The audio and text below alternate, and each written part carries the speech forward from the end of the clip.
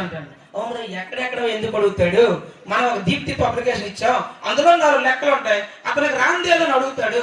చేయరా అంటే చేతాను లాస్ట్ నువ్వు ఒకటి తినేస్తావు, ఎక్కడి నుంచి తెచ్చావు అని అడుగుతున్నాడు. అంత తెలివైన వాడు. అందుకే ఇలా కాకుండా ఇలా వెళ్తే బాగుంటుంది. మనిషికి డబ్బు సాయం ఎవడైనా చేస్తాడు.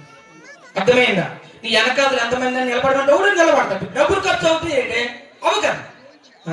రాము పర్లేదు మాయ కనబడుకుంటానని అతను బా ఓకే.